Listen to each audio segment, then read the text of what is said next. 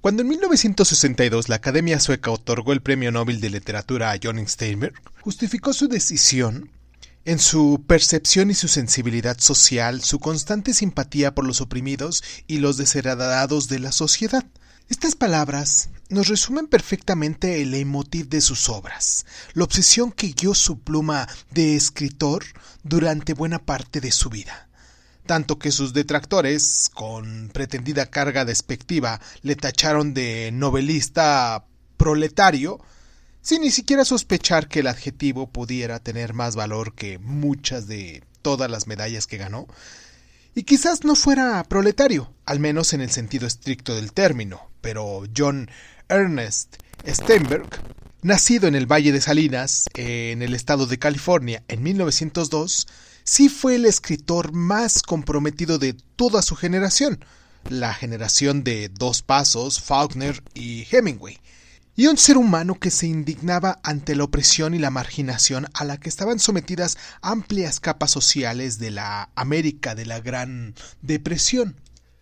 Tras pasar su infancia en Salinas, comenzó a estudiar en la Universidad de Stanford, pero John tenía un carácter inquieto y nómada de los grandes escritores norteamericanos, ya que en 1925 abandonó sus estudios y se fue a Nueva York, en el otro extremo de ese país. Ahí trabajó un tiempo en el diario New York America, pero en 1926, desencantado con la vida de la Gran Manzana, decidió regresar a California. Comenzó entonces una etapa clave en su formación como escritor.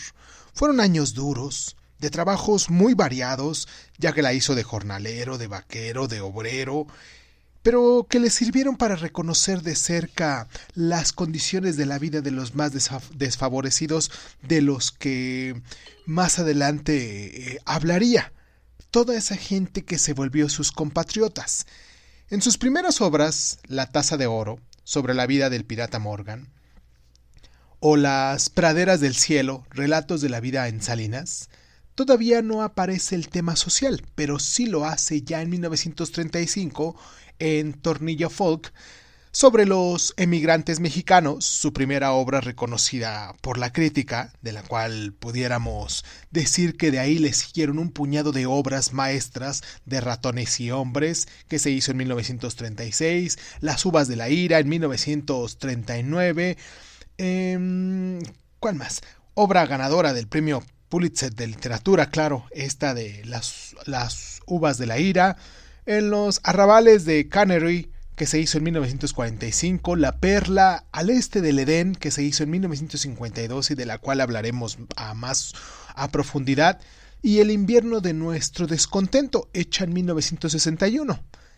Y pues, durante la Segunda Guerra Mundial, también ejerció como corresponsal para New York Herald Tribune. Recibió el Premio Nobel de Literatura en 1962 y falleció en Nueva York 6 años después, el 2 de diciembre de 1968, de un ataque al corazón. Y tenía en ese entonces 76 años. Esto es Crónica Lunares, yo soy Irving Sun y después de toda esta entrada, toda esta introducción para presentar a nuestro autor, vamos al siguiente bloque. Primero vamos a escuchar nuestro intro y pues nada, vamos hoy a tocar Al este del Edén. Ya utilizamos su biografía como parte de la introducción y pues ahora nos toca hablar de la obra. ¿Les parece? Yo soy Irving Sun, les vuelvo a recordar, esto es Crónica Lunares y pues nada, comenzamos. Cierra los ojos, cierra los ojos, cierra los ojos, cierra los ojos. Si escuchas que alguien se acerca, no temas. Todo estará bien.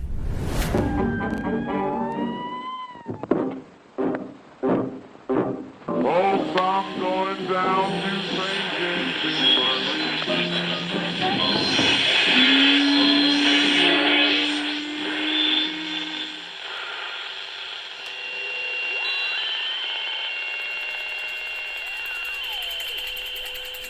Estás escuchando Crónica Lunares, el lugar donde entra por tus oídos. Bienvenido. Al este del Edén es la crónica de dos familias norteamericanas, los Hamilton y los Trask, desde lo que es la Guerra de Secesión hasta la Primera Guerra Mundial. Es una epopeya de grandes dimensiones que cuenta la historia de Estados Unidos a lo largo de estas 3 generaciones, de estas familias que son pioneros instaladas en el Valle de Salinas, en California. La narración comienza con el asentamiento en la región de los Hamilton en la época en la que el oeste era todavía un territorio en proceso de conquista, y las vicisitudes familiares adquieren en ese contexto resonancias épicas. Es el relato de las gentes que forjaron el país a base de sus buenas dosis de renuncias y adversidades, personajes sacrificados, íntegros, trabajadores hasta la extenuación y religiosos hasta la exageración, con un profundo sentido de responsabilidad hacia sus familias y la comunidad, y capaces de sobreponerse al infortunio con entereza una y otra vez. El prototipo del héroe norteamericano, claro, en síntesis, pero es también el relato del ambiente opresivo, asfixiante, de la familia Trask. El padre Adam es uno de esos puritanos severos, convencidos de que esta vida es un valle de lágrimas y de que los verdaderos hombres se forjan en el dolor y las penalidades. De pequeño, su padre Cyrus le trató con extrema dureza y su madre murió cuando él era aún muy joven. Años después se enamoró de Kate, con la que se casó y para la que pretendió crear un paraíso en unas tierras de Salinas que compró. Pero su mujer Kate no tardó en abandonarle, lo que con esos antecedentes no es muy de extrañar, aunque ella misma esté bastante desequilibrada. Terminó convertida en madame de un burdel, y así que Adam ha de encargarse solo de la educación de sus hijos, en este caso que fueron Aaron y Cole, e inculcarles los rectos principios de austeridad y piedad que rigen su vida. El ambiente en la familia es todo menos relajado. Los hijos no se atreven ni nombrar a la madre, esa perdida que los abandonó.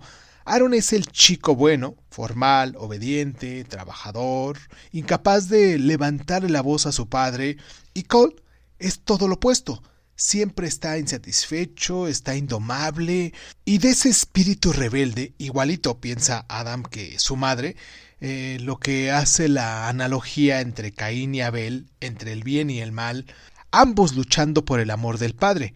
Aunque la batalla parece decantada hacia el hijo formal desde el principio, lo que provoca la rebelión de Cal y le hace perderse por las vías del pecado y la tentación, en una de las cuales conoce a Katie Adams, mujer que regenta el más famoso burdel de la región y que resulta ser su madre.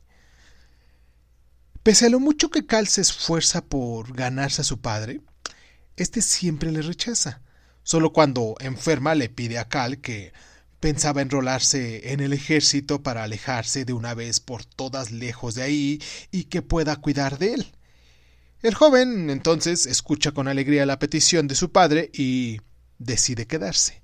En resumidas cuentas, de eso trata o de eso va esta obra, que es muy bien documentada por el contexto social que se va presentando. Y pues aquí en Crónica Lunares les recomendamos mucho que se den la oportunidad de leerla, de echarle un ojo al menos. Y pues nada, vamos a nuestra pausa, pero antes de esto, esta es nuestra primera pausa del programa porque la anterior fue la de introducción. Esta es nuestra primera pausa formal. Me gustaría mucho que se tomaran el tiempo para podernos descargar, para podernos llevar con ustedes a los lugares donde ustedes anden. Y pues nos pueden encontrar como Crónica Lunares Dizon en Facebook, en Instagram, en YouTube, en Spotify, y pues nos pueden descargar en las diferentes plataformas de audio y podcast. Y pues nada, vamos a nuestra pausa y regresamos.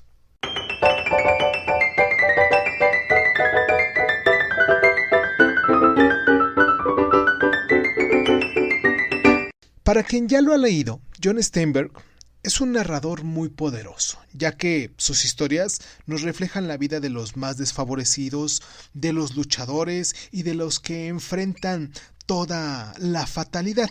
y lo hace con una considerable carga de emotividad que vincula al lector y lo somete a una esclavitud del desenlace, una emotividad que ha sido criticada por sus detractores, pero que contribuye al tono épico de sus obras. Las historias de Steinberg, escritas con un lenguaje directo, deudor de estilo periodístico, trascienden la simple anécdota del argumento para cargarse de simbolismo. Sus personajes representan valores universales como aquí Aarón y Cal, siendo Abel y Caín, o el bien y el mal en continua lucha, el amor y el odio que se entrelazan constantemente en todo el drama.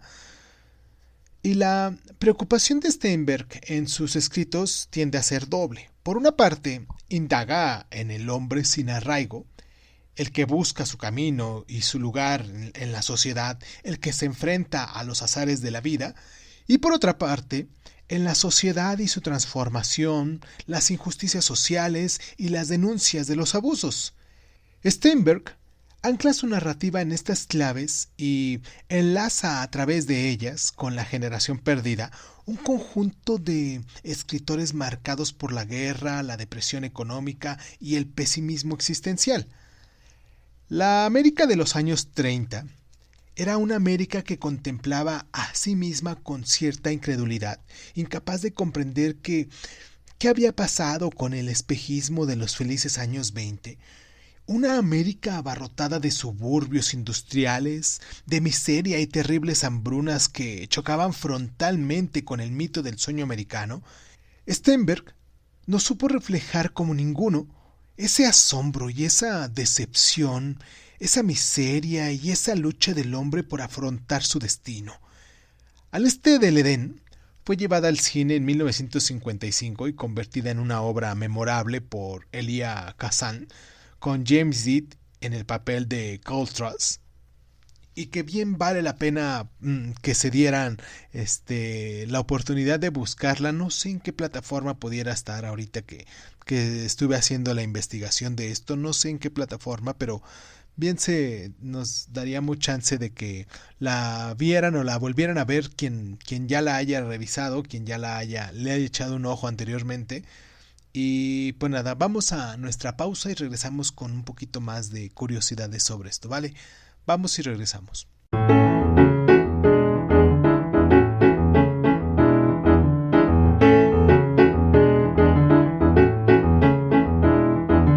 Como decíamos, Elia Kazan abordó este proyecto de rodar al este de Edén en plena caza de brujas en los Estados Unidos, unos años en los que todo aquel que oliera a comunismo tenía muchas papeletas de dar con los huesos en la cárcel, y de hecho Kazan había desviado las sospechas convirtiéndose en un delator, algo que fue tomado como una traición en los ambientes progresistas. Cuando le propuso a Steinberg que convertiría su novela en guión cinematográfico, el escritor rotundamente se negó, pero fundamentalmente porque ya había colaborado una vez con Kazan en una película sumamente comprometida, una que se llamaba Viva Zapata, y que había acabado hastiado de pelearse con él sobre los personajes y lo que era la historia.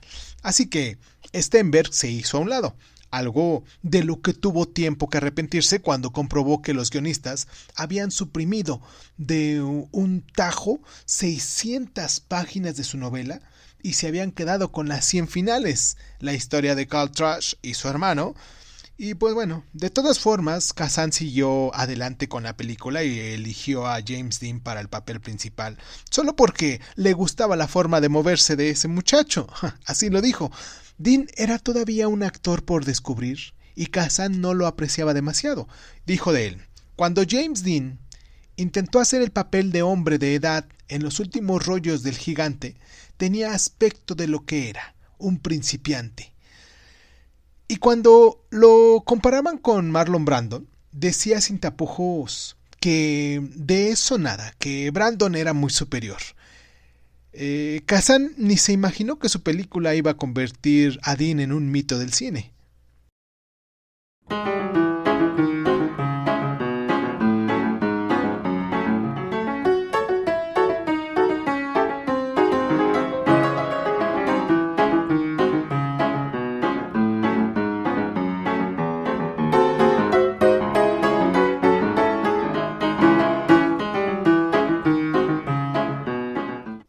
1940, John Ford estrenó la que muchos consideran una de las mejores películas de la historia, Las uvas de la ira, basada en el libro homónimo de Steinberg sobre la migración forzada de los campesinos de Oklahoma durante la depresión económica. Y es una obra maestra por la que Steinberg cobró nada menos que $700,000 en concepto de derechos, cantidad más que considerable en aquellos años que el escritor complementó con una cláusula prudente. Exigió que la línea argumental y el contenido social de la obra se respetasen. La cláusula tenía cierta razón de ser, pues la novela había sido prohibida en muchas partes. Por ejemplo, había sido condenado por la Cámara de Comercio de California y Steinberg temía que Ford terminase cediendo a presiones externas. Pero bueno, no lo hizo. Quien ya vio la película se dio cuenta que no lo hizo y consiguió así una de las películas de mayor fuerza dramática de toda su amplia carrera.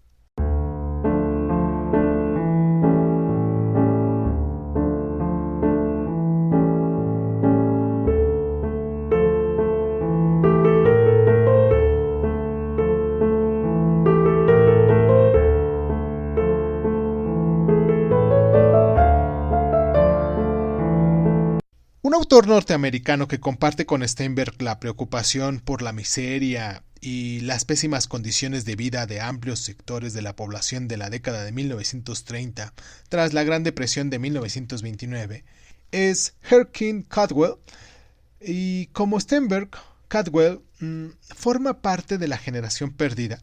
Como Steinberg, Caldwell forma parte de la generación perdida, y también como él, estuvo próximo a los movimientos de izquierdas.